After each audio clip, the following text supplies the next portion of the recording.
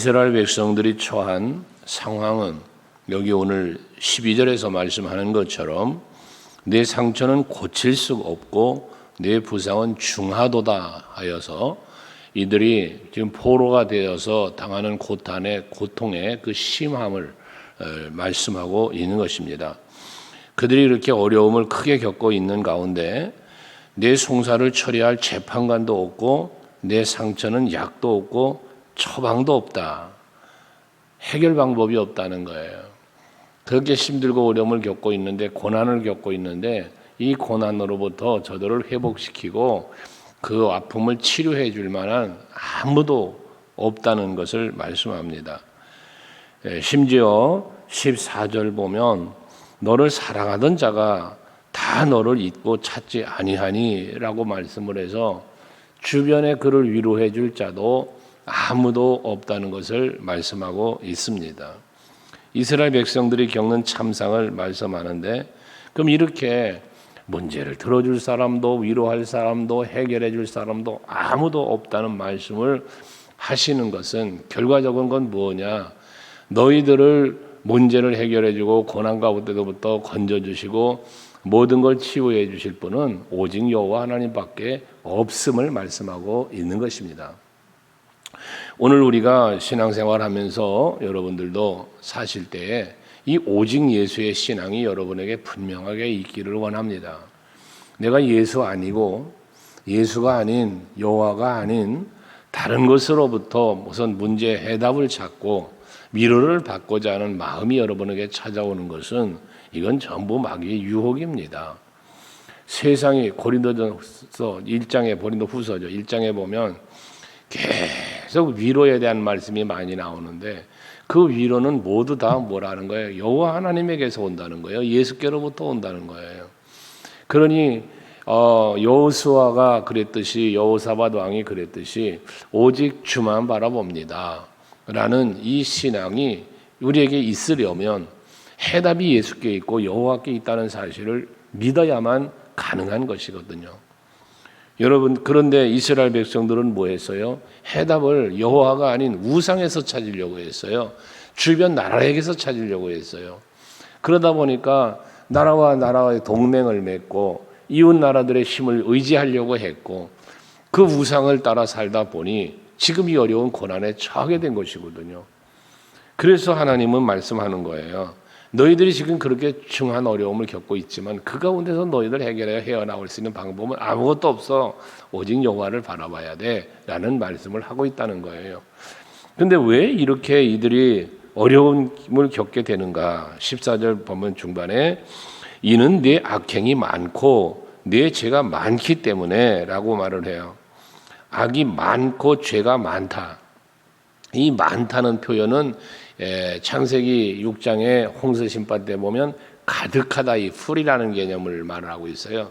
이건 뭘 말하냐고 하면 죄가, 악이 그들을 온전히 덮고 있다는 거예요.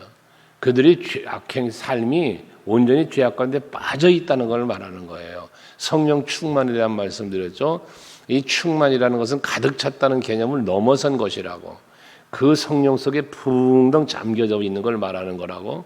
이것처럼 악행이 많고 죄가 많다는 건 죄 가운데 악 가운데 빠져서 붕덩 빠져서 거기서 헤어나오지를 못하고 살고 있다는 거거든요. 그랬기 때문에 저들이 그런 일을 당한다는 건데, 그래서 하나님 뭐 합니까? 그런 악행 때문에, 악행이 많고 죄가 많기 때문에 나는 내 원수가 당할 고난을 내게 받게 하며 잔인한 징계를 내렸다라는 것입니다. 죄에 대한 하나님의 징계를 말하는 거예요. 그래서 하나님은 결국 이러한 고난을 통하고 징계를 통해서 저들의 대적자들이 받아야 할 고난을 이들에게 주었다니까. 그러니까 이들이 할 수 있는 길은 무엇입니까? 그 악행을 떠나고 죄를 떠나서 그 많은 죄와 악행으로부터 벗어나서 떠나서 하나님께로 찾아 나올 때 살 길이 열려진다는 걸 말씀하는 거거든요. 오늘 이 아침에도 여러분들 늘 아침마다 말하지만 주님 앞에 나와 예배하심이 여러분들에겐 큰 복이에요. 내가 하나님 앞에 나왔다는 이 자체가 복이라고요. 이게 은혜라고요. 거기다 더 큰 은혜는 예배를 통하여 하나님이 나에게 주시는 말씀으로 주시는 기도의 응답으로 주시는 이 놀라운 은혜가 있거든요.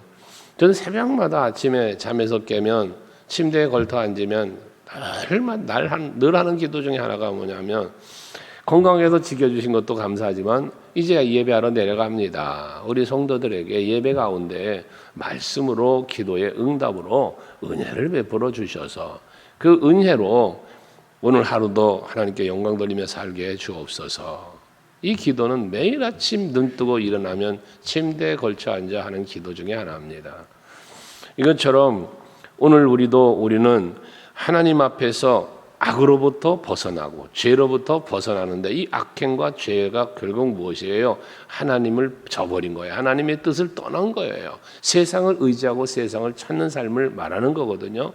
그것으로부터 벗어나서 하나님을 찾을 때, 그 회개할 때, 죄를 깨닫고 회개할 때 그때 회복을 주신다는 거거든요. 그러면서 15절도 말합니다. 넌 어찌하여 내 상처 때문에 부르짖느냐? 내 고통이 심하도다. 내 악행이 많고 내 죄가 허다함으로 내가 이 일을 너에게 행하였느니라. 아픈 상처 때문에 부르짖고 고통 때문에 부르짖지 말고 죄를 회개하는 부르짖음이 있어야 된다는 걸 말하는 거예요. 어제 아침인가도 그런 말을 했죠. 우리들이 하나님 앞에서 기도를 하거나 우리가 하나님을 바라볼 때 하나님의 요구를 헤아리지 않고 나의 요구만 하나님께 간구한다. 이 잘못된 신앙과 간구라라고 말씀을 드린 바가 있어요. 야고보서 4장에서 야고보 사도를 통하여 한 말씀이 뭐예요? 너희가 얻지 못하면 구하지 않았기 때문이고, 근데 구하였어도 얻지 못하는 경우가 있다는 거예요. 무엇 때문입니까? 세상적으로, 정욕적으로 잘못 구했다는 거예요. 여기 세상적, 정욕적이 뭡니까? 하나님의 뜻하고는 상관이 없는, 그저 내 필요, 여기 지금 말하고 있는데 어찌하여 너희가 상처 때문에 부르짖냐? 네 고통이 심하고 악행이 많기 때문에, 죄가 허다함기 때문에 너희들이 지금 고통당하고 있는데, 너희가 그 아픈 고난 그 자체 때문에 부르짖을 게 아니라 죄를 회개해야 된다는 거지. 하나님은 회개를 기다리고 있다는 것이거든요. 항상 그래서 우리는 자기 성찰해야 된다라고 말씀드리잖아요. 하나님의 말씀을 들을 때, 대할 때 이 말씀이 우리의 거울이 되어야 된다. 그래서 그 말씀의 거울 앞에 비추어지는 나를 살펴서 죄, 부끄러운 거, 더러운 거, 약한 거 이거 다 회개하고 하나님을 찾고 하나님을 바라보면 거기에 은혜가 있다는 겁니다. 그래서 결국 너희가 당하는 고통은 내가 이 일을 너에게 행하였다. 내가 준 거야 너에게 고통을. 너희들이 당하는 고통은 내가 줬어. 왜? 너희들 악행 때문에, 너희들의 죄 때문에 내가 준 거야. 그러니까 어떻게 해야 돼?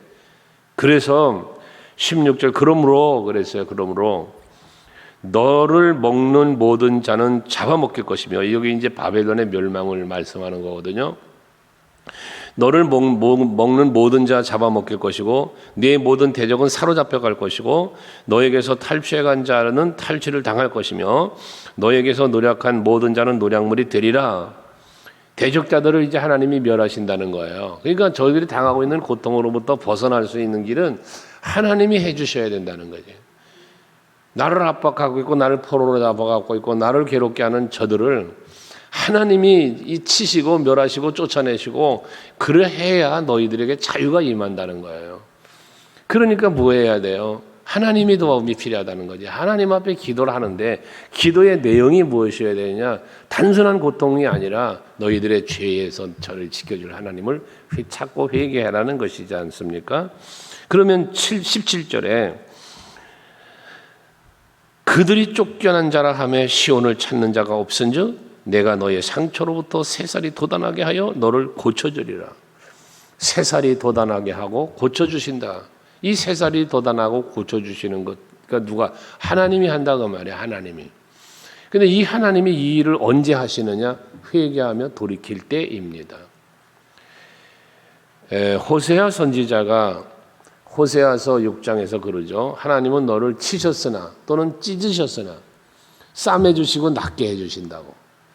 이게 하나님이 하시는 일이란 말이에요. 그러니까 뭐 하라고 그래요? 여호와께 돌아가자. 우리 와라, 우리가 여호와께로 돌아가자. 하나님은 우리를 치셨지만 하나님 우리를 찢으시기도 했지만 그러나 싸매주시고 낫게 해주시는 분이 하나님이야. 그러니까 우리가 살 길은 이렇게 돌아가는 거야. 호세아 선지자는 이 돌아가자는 외침을 하고 있습니다. 오늘 아침에 예배 나오는 여러분, 하나님께로 가까이 나아가는 여러분 되셔야 합니다. 이 아침에 하나님께 예배하러 나오신 것처럼 여러분들의 하루의 삶이 여호와 하나님을 찾는 삶, 오직 여호와 하나님의 뜻이 나를 향한 하나님의 뜻이 무엇인지를 헤아리고 그 뜻 안에 살기에 힘쓰는 삶, 그리야 할 때 여러분들은 평안에 있고 하나님의 도우신 은혜 속에 살게 되어질 것을 말씀하고 있습니다.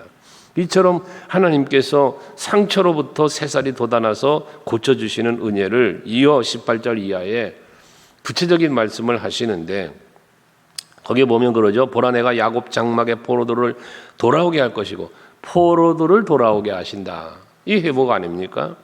또 그 거처들의 사랑을 베풀 것이다.